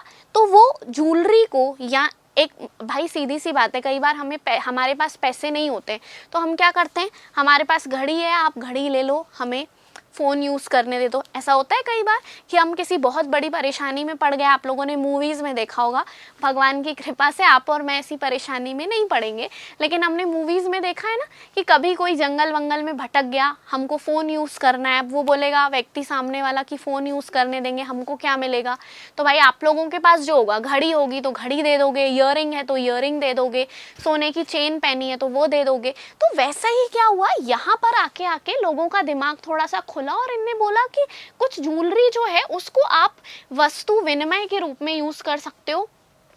सॉरी, वस्तु विनिमय नहीं, मीडियम ऑफ एक्सचेंज, मतलब आपके विनिमय के साधन के रूप में यूज कर सकते हो। तो विनिमय के साधन के रूप में यहाँ लेटर वैदिक पीरियड में आपकी कुछ चीज़ें यूज होना शुरू हो गई, और उन चीज़ों में एक था स्टूडेंट्स निष्क, जो कि सोने का बना रहता था। ठीक है, सोने का बना रहता था। और निष्क के अलावा जब मैं आपको पॉइंट्स लिखवाऊंगी ना कल से, तो उसमें क्या होगा, सतमान, सतमान करके भी हम एक पढ़ेंगे। कुछ इतिहासकार कहते हैं कि वो सोने का था, कुछ इतिहासकार कहते हैं कि वो चांदी का था। तो खैर वो सब चीज़ें जब हम फैक्ट्स को नोट करेंगे तब देख लेंगे। लेकिन मेनली आपको ये पता होना चाहिए कि अगर लेटर वैदिक पीरियड में ट्रेड एंड कॉमर्स या व्यापार वाणिज्य की प्रगति हुई, तो एक रीज़न ये था कि ऐसा नहीं है कि बार्टर सिस्टम यहाँ पे यूज़ होना बंद हो जाएगा, होगा। और ऐसा भी नहीं है कि प्रॉपर करेंसी सिस्टम आ गया, तो नहीं, याद रखना। इसलिए ही कॉन्सेप्ट की क्लास ली जाती है कि स्टेटमेंट्स में आप लोग कंफ्यूज ना हो। तो क्या प्रॉपर करेंसी आ गई, क्या प्रॉपर एकदम परफेक्ट मुद्रा व्यवस्था आ गई, तो नहीं। लेकिन मुद्रा जैसे विनिमय के रूप में ही कुछ चीज़ों का उपयोग होना शुरू हो गया, और उन चीज़ों में हमें एग्जाम्पल्स देखने के लिए मिलते हैं। एक एग्जाम्पल हमें देखने के लिए मिलता है निष्क का, और एक एग्जाम्पल जो है वो हमें देखने के लिए मिलता है सतमान का। ठीक है, तो एक निष्क और एक सतमान, इस प्रकार की कुछ जो चीज़ें हैं वो यहाँ पर यूज़ होना शुरू हो गई। ठीक है, यस, ओके। अमृत ने लिखा है कि मतलब मैम हम यह भी कह सकते हैं कि लोहे की खोज के बाद लोगों की महत्वाकांक्षा भी बढ़ने लगी। यस, बहुत प्यारा पॉइंट लिखा है अमृत ने, बिल्कुल सही बात है, सीधी सी बात है कि लोगों की महत्वाकांक्षाएं तो बढ़ेंगी ना लोहे की खोज के बाद, क्योंकि आपको पता है कि आपके पास कोई ऐसा एलिमेंट है जिससे अगर आप लोग अस्त्र शस्त्र बना लोगे तो आप लोग चीज़ों को कॉन्कर कर सकते हो। सीधी सी बात है। आज अगर आपके और मेरे पास टेक्नोलॉजिकल नॉलेज है, जैसे मुझे पता है कि मेरे पास स्मार्ट बोर्ड है, मेरे पास पेन है, मुझे सिस्टम चलाना आता है, मुझे लैपटॉप चलाना आता है, मुझे बेसिक टेक्नोलॉजी मालूम है, तो मुझे पता है ना कि मेरे पास वो ज्ञान है और मेरे पास सारे संसाधन हैं, तो मैं आगे चीज़ों को ग्रो कर सकती हूँ, मैं आगे चीज़ों को बढ़ा सकती हूँ। तो वही बात हुई यहाँ पर भी। क्लियर है इतना? चलो भाई, यहाँ तक कोई डाउट हो तो बताइए, तो फिर आगे बढ़े।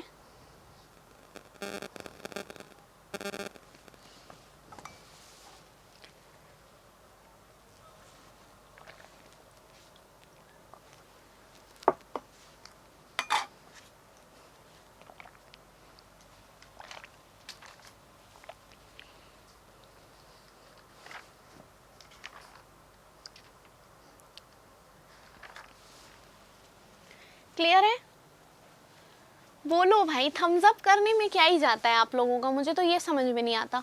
अच्छा, एक और चीज, ये यहाँ पर व्यापार वाणिज्य बढ़ा तो इन लोगों ने विनिमय के साधनों के रूप में निष्क, सातमान, ऐसी कुछ चीजें यूज करना शुरू कर दी। अब कॉमन सेंस लगाते जाना, history is a game of common sense. मैं तो हमेशा ऐसा कहती हूँ, कॉमन सेंस काम कर रहा हो, जेआरएफ में टाइम ही नहीं लगता लेने में यार, इजिली आप लोग पहली बार में क्रैक करके आओगे। Everything is a game of common sense, यहाँ पे कॉमन सेंस लगाना। ट्रेड एंड कॉमर्स बढ़ा तो अब चीज़ों का जो ट्रांजैक्शन है वो ज़्यादा होने लगा, ठीक है, चीज़ों का ट्रांजैक्शन ज़्यादा होने लगा। अब ट्रांजैक्शन ज़्यादा हो रहा है तो इन लोगों ने बोला कि हम सिर्फ बार्टर सिस्टम से काम नहीं चलाएंगे, हम कोई किसी चीज़ को भी अब हम विनिमय के साधन के रूप में यूज़ करने लगेंगे। अगेन ट्रेड एंड कॉमर्स बढ़ा तो सीधी सी बात है, यहाँ पर कुछ बिजनेसमैन, कुछ व्यापारी गण, कुछ मर्चेंट्स का ग्रुप बनने लगेगा जिसे हम श्रेष्ठिन कहेंगे, ठीक है। हाँ, ठीक है अमृत, और जितने भी स्टूडेंट्स ने थम्स अप किया है मैंने देख लिया है, ठीक है, मुझे दिख रहा है कौन कौन से स्टूडेंट्स कर रहे हैं और कौन कौन से स्टूडेंट्स बिल्कुल फुल नींद ले रहे हैं फ़ोन चालू करके, वो यहाँ पे समझ में आ रही है मुझे। तो कहने का मतलब ये है कि यहाँ पर क्या होगा, मतलब जब हम लेटर वैदिक पीरियड की बात करते हैं तो कुल मिला के आप ये कह सकते हो कि कुछ अब जो व्यापारी हैं उनके समूह बनने लगेंगे, उनके गण में बनने लगेंगे। तो जब हम फैक्ट्स नोट करेंगे ना तो उसमें ऐसे कुछ मर्चेंट एसोसिएशंस की बात भी हम करेंगे, कुछ ऐसे गणों की जिसे श्रेष्ठिन भी कहा जाता था, अभी पढ़ेंगे आगे, उनकी बात भी करेंगे। बट क्योंकि हम यहाँ पे पूरे तरीके से सारी चीज़ों को एनालाइज कर रहे हैं तो आपको इतनी चीज़ें क्लियर होनी चाहिए कि कौन कौन से पॉइंट्स पे हमने बात की है जब हम इकोनॉमिक डिफरेंसेस देख रहे हैं तब।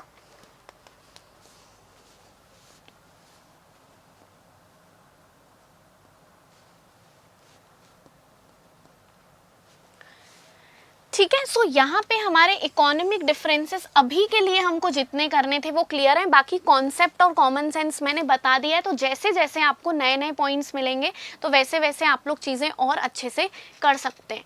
अब इकोनॉमिक डिफरेंसेस के बाद, जैसा कि मैंने आप लोगों को बोला था कि हम आज की क्लास में अर्ली वैदिक पीरियड और लेटर वैदिक पीरियड के रिलीजियस डिफरेंसेस को भी कवर करेंगे, ठीक है। तो religious differences between early Vedic period and later Vedic period, ठीक है। तो अगेन रिलीजियस डिफरेंस मतलब आपके धार्मिक अंतर।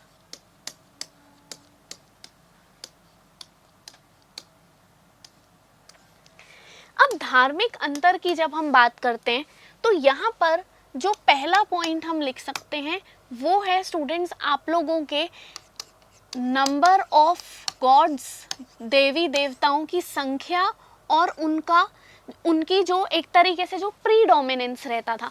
प्रीडोमिनेंस मतलब कौन से देवी देवता को कितना ज़्यादा माना जाता था, तो वो चीज़ें चेंज हो गई। फाइन,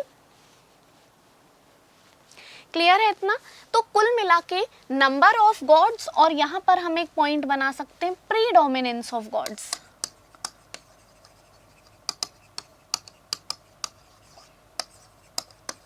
मतलब कौन से देवी देवताओं की संख्या ऑब्लिक प्रमुखता, कौन सा कितना प्रमुख था। अब जब हम बात करते हैं किसकी, अब जब हम बात करते हैं अर्ली वैदिक पीरियड की, तो यहाँ पर स्टूडेंट्स सबसे प्रमुख जो देव हुआ करते थे, सबसे चीफ, इंग्लिश में हम कह सकते हैं चीफ डेटी, DEITY, तो सबसे प्रमुख या चीफ डेटी जो हम कह सकते हैं वो रहते थे आपके इंद्र। पहले नंबर पे आते थे इंद्र, सेकंड पे आते थे अग्नि, और फिर आते थे वरुण, सोम, ऐसे करके ऑर्डर हम पढ़ेंगे। और ऑर्डर में जो आप लोगों का कोड है, मैं कोड भी बता दूंगी सो दैट कभी भी अगर दिक्कत आती है तो वो दिक्कत आप लोगों को नहीं हो, ठीक है।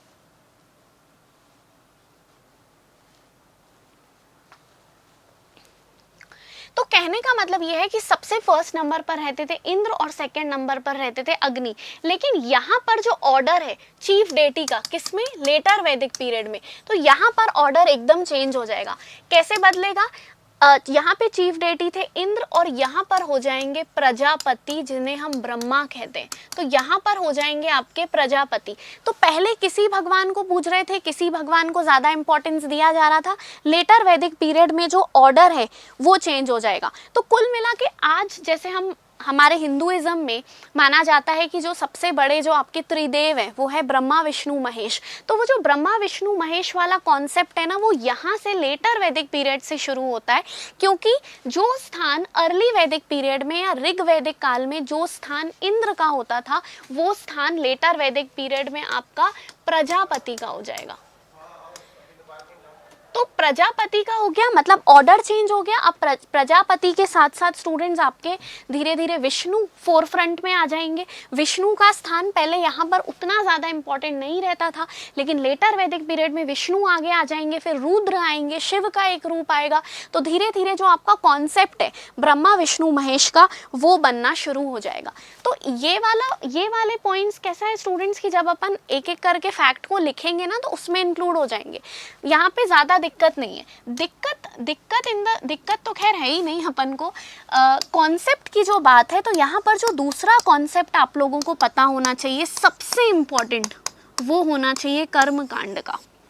तो 2 क्लासेस मैंने कॉन्सेप्ट की इसलिए ही रखी थी सो दैट सारी चीज़ें आपको एक ही बार में समझ में आ जाए।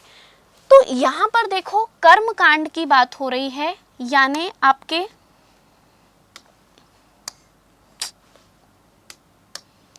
कर्म कांड की बात हो रही है, यज्ञों की बात हो रही है, ठीक है। और इंग्लिश में इसके लिए आप वर्ड यूज कर सकते हो rituals and sacrifices. Rituals and sacrifices.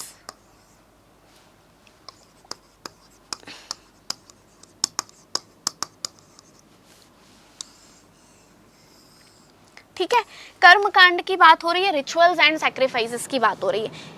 अब सबसे इंपॉर्टेंट ये है स्टूडेंट्स कि अर्ली वैदिक पीरियड में जो कर्म कांड थे, जो यज्ञ थे, जो रिचुअल्स और सैक्रिफाइसेस थे, वो आपके सीमित थे मतलब लिमिटेड थे। और ये जो कर्म कांड थे ना, इनका महत्व कम हुआ करता था, इनकी जो इम्पोर्टेंस है वो कम हुआ करती थी। लेकिन जब हम बात करेंगे लेटर वैदिक पीरियड की, तो यहाँ पर कर्म कांडों का जो महत्व है वो भयंकर बढ़ गया। कर्म कांडों का महत्व बहुत ज़्यादा बढ़ गया। यज्ञों का महत्व बहुत ज़्यादा बढ़ गया। यज्ञों की संख्या,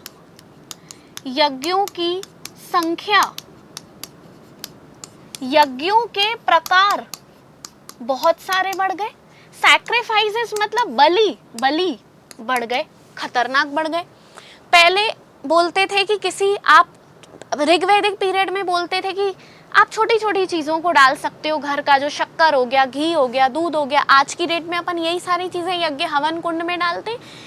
लेटर वैदिक पीरियड में बोलेंगे कि पशुओं को डालो, नर को भी डाल दो, मानवों को भी डाल दो उठा के। तो सैक्रिफाइसेस जो कर्म कांड है कि सो एंड सो के लिए ये पूजा होनी चाहिए, मोक्ष अगर आपको चाहिए तो ये पूजा करवाइए, ये हवन करवाइए, ये कर्म कांड करवाइए, ये इस चीज़ की बलि दीजिए, उसकी बलि दीजिए, उस पशु की बलि दीजिए, मतलब अति हो जाएगी सारी चीज़ों की। तो कुल मिला के स्टूडेंट्स यहाँ पर आप इंग्लिश में मैं यहाँ ऊपर ही लिख देती हूँ, ठीक है।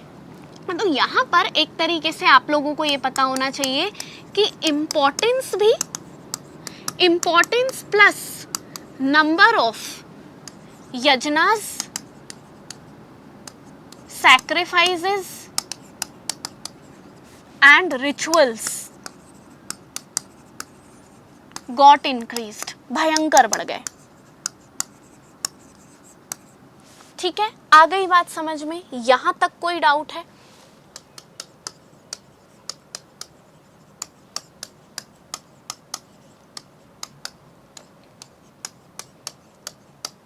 ठीक है, तो कहने का मतलब अभी अपन ने कौन कौन से 2 पॉइंट्स देखे। पहले पॉइंट्स देखे कि भाई भगवानों की या देवी देवताओं की संख्या भी यहाँ पर बढ़ गई। ऋग्वेद में तो देखो स्टूडेंट्स, ऋग्वेद में तो क्या होता था कि बोलते थे कि 33 गॉड्स हैं, 33 कोर देवताओं की बात। आप लोगों ने अगर अगर फॉर एग्जांपल अगर आप लोग हिंदू फैमिली से आते हैं तो हिंदू फैमिली से जो भी स्टूडेंट्स हैं उन्होंने सुना होगा, और जो बाकी स्टूडेंट्स हैं वो भी अभी सुन लें कि हिंदुइज्म में ऐसा कहा जाता है कि 33 करोड़ देवी देवता हैं। तो अब हमारे जो बड़े हैं घर के, हमारे जो पूर्वज हैं, उनको क्या लगता है कि क्या 33 करोड़ देवी देवता हैं? तो बहुत सारे हमारे पूर्वज ऐसे हैं कि जिनको लगता है और वो बताते हैं कि आपको पता है हमारे हिंदुइज्म में 33 करोड़ देवी देवता हैं। तो ऐसा क्यों होता है? क्योंकि संस्कृत में एक वर्ड लिखा रहता है 33 कोर, तो लोग उसको गलत तरीके से इंटरप्रेट करते हैं, लेकिन कोर का मतलब करोड़ नहीं है, कोर का मतलब है 33 प्रकार के देवी देवता। तो पहली बात तो अब से आपके घरों में आपके दादी दादा, नाना नानी, मम्मी पापा जब भी ये चीज़ बोलेंगे तो उनको क्लियर करना कि भाई 33 करोड़ देवी देवता नहीं थे हमारे पास, 33 टाइप्स के देवी देवता थे। तो यहाँ पर फॉर एग्जाम्पल ऋग्वेद में पहले 33 गॉड्स की बात हुई, लेटर वैदिक पीरियड में भगवानों की संख्या बढ़ गई, भगवानों के प्रकार बढ़ गए, ठीक है। फिर यहाँ पर कर्मकांड यज्ञ सीमित हुआ करते थे, घरों में हुआ करते थे, और इसकी सबसे अच्छी खास बात ये थी कि घर में कोई यज्ञ हवन हो रहा है तो महिला, घर की महिला ही उसे करवाया करती थी। लेकिन स्टूडेंट्स यहाँ पर इतना महत्व इन लोगों ने बढ़ा दिया कि यहाँ पर जो ब्राह्मणों की इंपॉर्टेंस है वो खतरनाक बढ़ गई। ब्राह्मणों का जो महत्व है या ब्राह्मणों का जो इम्पोर्टेंस है वो बहुत भयंकर बढ़ गया। तो घर की छोटी सी पूजा पाठ भी करवानी है अगर आपको, तो आप किसको बुलाओगे? ब्राह्मण को बुलाओगे। ब्राह्मण को घर में बुलाओगे तो क्या दक्षिणा नहीं दोगे? बिल्कुल दोगे। तो दक्षिणा दोगे तो क्या एक्सपेंडिचर नहीं बढ़ेगा? क्या आपके घर का खर्चा नहीं बढ़ेगा? बिल्कुल बढ़ेगा। फिर बोलेंगे कि आपने गलत काम किया है, आपने पाप किया है, मोक्ष चाहिए, ये पूजा कराओ। धीरे धीरे ये सब चीज़ें इतनी बढ़ जाएंगी स्टूडेंट्स की एक टाइम पे आके ब्राह्मणों का बहुत सारे समाज के वर्ग विरोध करना शुरू हो जाएंगे, और जो समाज के वर्ग हैं वो नए धर्मों की तरफ आकर्षित होंगे, और फिर जाके आपका उदय होगा जैनिज्म का, बुद्धिज्म का, और आपके नए नए पंथों का। ठीक है, तो हम बात करें बौद्ध धर्म, जैन धर्म, तो क्यों नए धर्म आए? बौद्ध धर्म, जैन धर्म क्यों आए? जब शुरू में वैदिक सभ्यता इतने अच्छे से चल रही थी तो नए धर्म आए कैसे? तो नए धर्म यहाँ से जब इन सब चीज़ों को बहुत बढ़ा दिया गया ना तो लोग त्रस्त हो गए। जो मिडिल क्लास फैमिलीज हैं वो तो ये बोलेगी ना कि भाई हम तो लिमिटेड खा रहे हैं, हम जितना कमा रहे हैं उतना खा रहे हैं, अब उसमें भी अगर हम इतना बड़ा अमाउंट, इतना बड़ा खर्चा अगर हम यज्ञों में देंगे, पशु की बलि देंगे, तो मुझे एक बात बताओ, जो लोग बेचारे पशु पालक होते हैं, जो लोगों की आजीविका, जो लोगों का लाइवलीहुड ही पशुओं से चल रहा है, अगर वही लोग पशु को ही बलि दे देंगे तो सबसे ज़्यादा दुखी तो आपके पशुपालक हो गए। व्यापारी गण दुखी था, क्योंकि कई सारे व्यापारी ऐसे होते हैं जो जितना कमाते हैं उतना खाते हैं, वो लोग एक्स्ट्रा एक्सपेंडिचर, आपका जो आपका अधिशेष खर्चा है वो कहाँ से लेकर आएंगे? अधिशेष नहीं, सॉरी, जो आपका खर्चा आपको हवनों में देना है, जो आपको बलियां चढ़ाना है, कहाँ से आप लेकर आओगे? तो ये सारी चीज़ें लेटर वैदिक पीरियड से जो एक तरीके से धर्म में बुराई है ना वो धीरे धीरे बढ़ेगी, स्टार्टिंग में नहीं बढ़ेगी। स्टार्टिंग में सब कुछ अच्छा लगेगा कि हाँ यज्ञ भी बढ़े, कर्मकांड भी बढ़े, ठीक है, फिर आपकी बलियों की संख्या भी बढ़ी, धीरे धीरे अति हो जाएगी और ब्राह्मणों का जो स्थान है ना वो बहुत ज़्यादा सोसाइटी में ऊपर हो जाएगा। ब्राह्मणों का स्थान इतना ऊपर हो जाएगा कि क्षत्रियों को भी एक टाइम पे उनसे प्रॉब्लम होने लगेगी, वैश्यों को भी उनसे प्रॉब्लम होने लगेगी, और शूद्र तो बेचारे वैसे ही दुखी थे क्योंकि ब्राह्मण छुआछूत भी अब करना शुरू हो जाएंगे। तो ये आपके दो मेन डिफरेंसेस थे। तीसरा डिफरेंस जो मुझे आप लोगों को आज की क्लास में बताना था वो था स्टूडेंट्स आपका फिलोसफिकल एलिमेंट्स, या फिलोसफिकल एलिमेंट्स ना बोल के आप एक पॉइंट बना सकते हो आउटलुक। ठीक है, आउटलुक बना लो इसको बना लो पॉइंट को।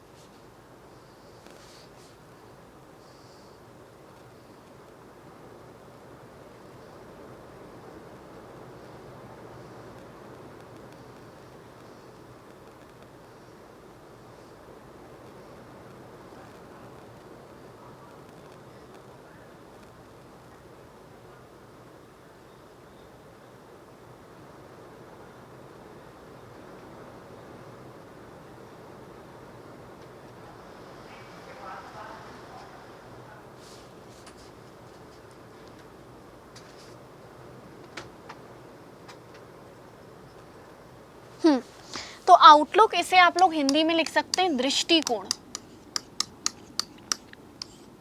ठीक है, तो अब ओवरऑल अगर हम समाज की बात करें तो अर्ली वैदिक पीरियड या ऋग्वैदिक काल की बात अगर हम करें तो क्या उनका दृष्टिकोण था सारी चीज़ों को लेके, लाइफ को लेके, पूरे जीवन काल को लेके। और अगर हम लेटर वैदिक पीरियड में पढ़ें तो क्या दृष्टिकोण बदला, तो बिल्कुल बदला। जब हम बात करते हैं आपके अर्ली वैदिक पीरियड की तो यहाँ पर हमें एक चीज़ समझ में आती है कि यहाँ पर जो आउटलुक था वो मटीरियलिस्टिक आउटलुक था। ये बहुत बड़ा पॉइंट है जो कि आपको, जिस पे आपको क्लैरिटी होनी चाहिए। मतलब इनका जो दृष्टिकोण था वो आपका भौतिकवादी था, भौतिकवादी दृष्टिकोण। भौतिकवादी दृष्टिकोण क्या होता है? जब आप अलग अलग प्रकार की सहूलियतों को देखते हैं, जब आप अलग अलग प्रकार की चीज़ों को देखते हैं। जैसे फॉर एग्जाम्पल अगर ऋग्वैदिक काल की अगर हम बात करें तो ऋग्वैदिक काल में अगर कोई पूजा हो रही है, हवन हो रहा है या कोई यज्ञ हो रहा है तो उसमें आप किसी न किसी भौतिकवादी चीज़ को लेकर इच्छा रखोगे कि हमारे पास नया घर हो, या हमारे पास ज़्यादा पशु हो, या हमारे पास ज़्यादा कैटल हो। ठीक है, ये सब क्या है? भौतिकवादी दृष्टिकोण है। लेकिन जब हम बात करते हैं लेटर वैदिक पीरियड की तो स्टूडेंट्स लेटर वैदिक पीरियड की खास बात ये है कि यहाँ पर आपका जो आउटलुक हो जाएगा वो एक नया आउटलुक डेवलप होगा जिसको हम कह सकते हैं स्पिरिचुअल आउटलुक। तो यहाँ पर जो इम्पोर्टेंट पॉइंट है वो ये है कि स्पिरिचुअल आउटलुक गॉट डेवलप्ड। ठीक है, मतलब आपका जो आध्यात्मिक दृष्टिकोण है, आपका जो आध्यात्मिक दृष्टिकोण है वो यहाँ पर विकसित होना शुरू हो जाएगा। तो आध्यात्मिक दृष्टिकोण विकसित हुआ। अब कॉमन सेंस लगा देना, आप आध्यात्म की तरफ अगर जाओगे तो आध्यात्म की तरफ जाएंगे तो सीधी सी बात है कहीं ना कहीं नए कॉन्सेप्ट्स आ जाएंगे, न्यू कॉन्सेप्ट्स आए, नई नई अवधारणाएं आई। फॉर एग्जाम्पल नई अवधारणाएं आ गई। एग्जाम्पल के तौर पे मोक्ष की अवधारणा। ठीक है, मोक्ष की अवधारणा, आत्मा की अवधारणा। फिर इसके अलावा आपके स्वर्ग और नर्क के कॉन्सेप्ट की अवधारणा।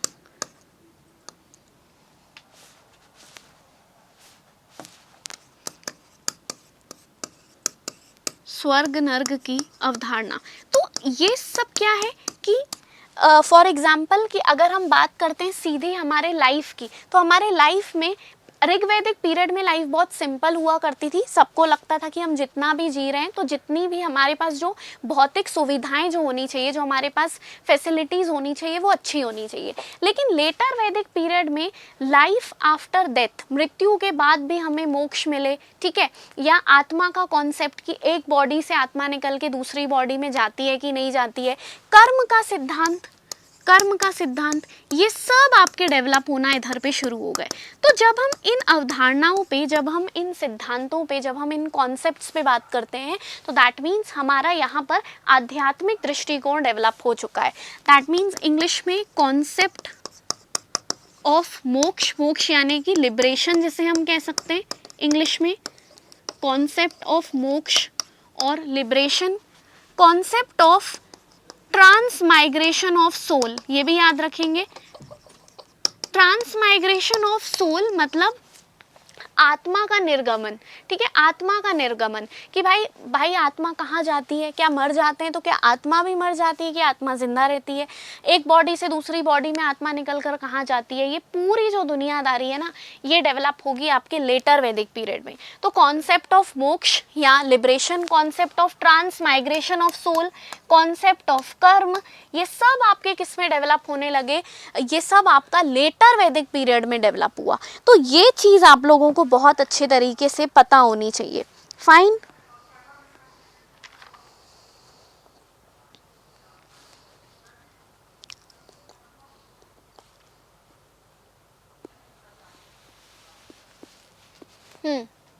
बताइए।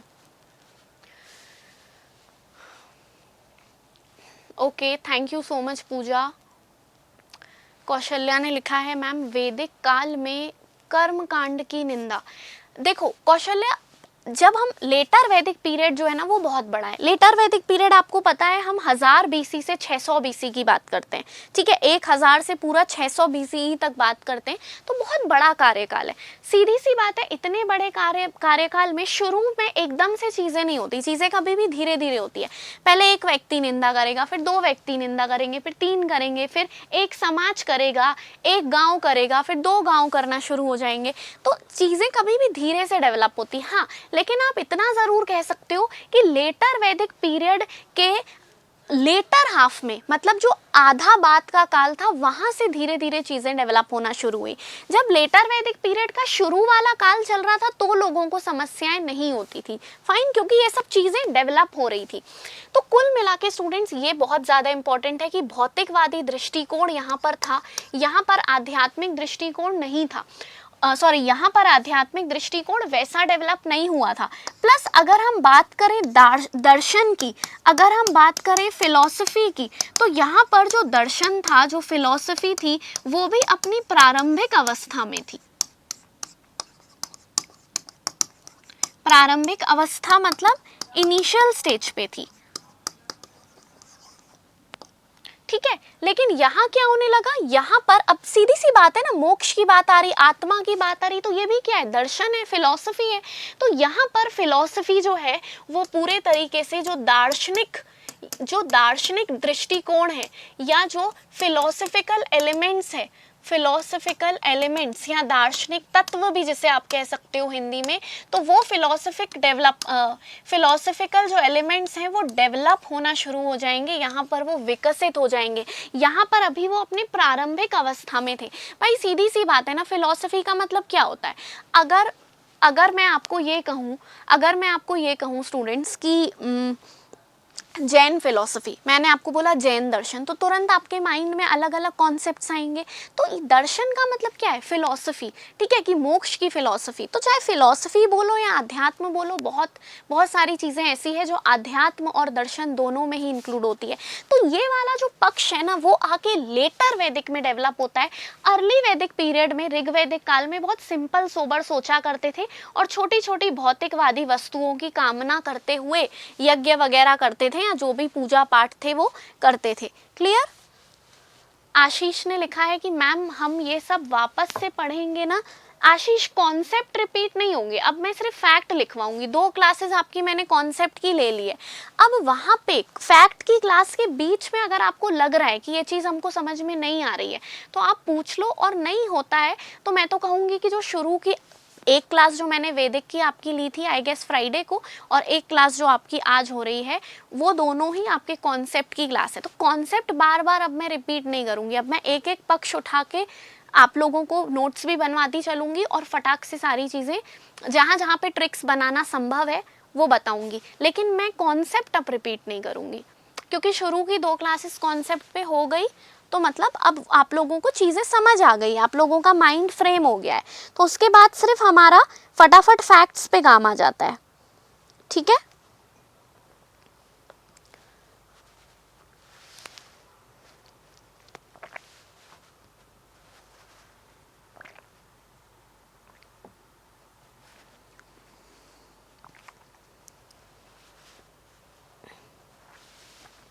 कोई डाउट यहाँ तक?